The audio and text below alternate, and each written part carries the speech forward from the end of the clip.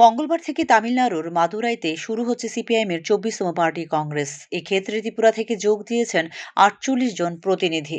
পরিবর্তিত রাজনৈতিক পরিস্থিতিতে দলের নীতি নির্ধারণ করা হবে বলে মাদুরাইয়ের উদ্দেশ্যে রাজ্য ত্যাগ করার আগে সোমবার জানিয়েছেন সিপিআইএম রাজ্য সম্পাদক জিতেন্দ্র চৌধুরী। দিক থেকে অর্থাৎ পার্টির শক্তিকে শক্তির উপর ভিত্তি করে নয়, সারা দেশের ভাম গণতান্ত্রিক ধর্মনিরপেক্ষ শক্তিকে ঐক্যবদ্ধ করে আগামী দিন দেশের এই যে চরম যে হাল অবস্থা করেছে ভারতীয় জনতা পার্টি, তা থেকে কীভাবে বেরিয়ে আসা যায়, এই গুরুত্বপূর্ণ আলোচনা হবে সেখানে।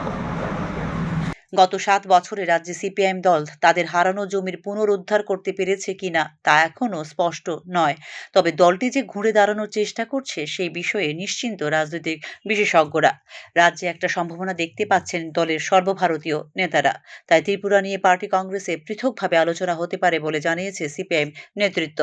সাংগঠনিক পুনর্গঠনের বিষয়ে গুরুত্বপূর্ণ সিদ্ধান্ত নেবে দলের কেন্দ্রীয় নেতৃত্ব বলে জানিয়েছে দলীয় সূত্র।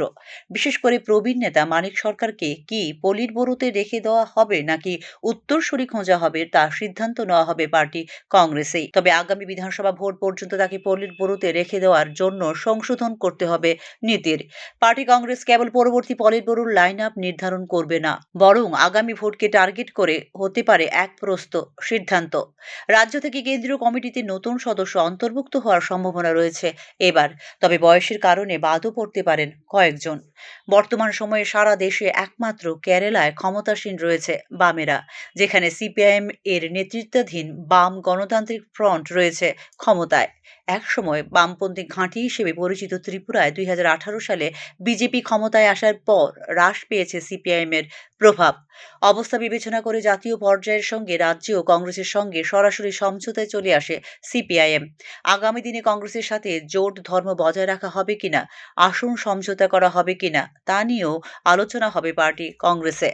২০২৮ সালের বিধানসভা নির্বাচনের আগে জোট এবং নির্বাচনী কৌশল সম্পর্কে আলোচনা হবে পার্টি কংগ্রেসে। ত্রিপুরার রাজনৈতিক গতিশীলতা উল্লেখযোগ্য পরিবর্তনের মধ্য দিয়ে যাচ্ছে, যেখানে ক্রমবর্ধমান রাজনৈতিক প্রেক্ষাপটে প্রাসঙ্গিক থাকা সত্ত্বেও তাদের ভিত্তি পুনর্জীবিত করার চ্যালেঞ্জ রয়েছে সিপিআইএমের সামনে।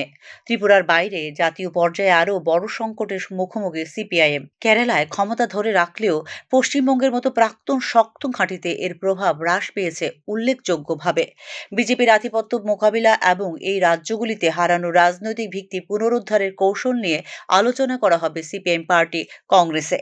সব মিলিয়ে আগামী দিনে রাজ্য আন্দোলনের রূপরেখা কি হবে বা বিজেপিকে মোকাবেলা করার রাজনৈতিক কৌশল কি হবে তা নিয়ে যেমন আলোচনা হবে একদিকে, তেমনি যুবাদের আরও বেশি করে দলে টেনে আনার বিষয়টিও গুরুত্ব পাবে সিপিআইএম পার্টি কংগ্রেসে বলে মনে করছেন রাজনৈতিক বিশ্লেষকরা।